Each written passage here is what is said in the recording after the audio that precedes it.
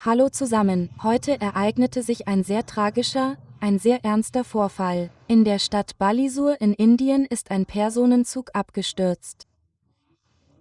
Mehr als 200 Menschen starben.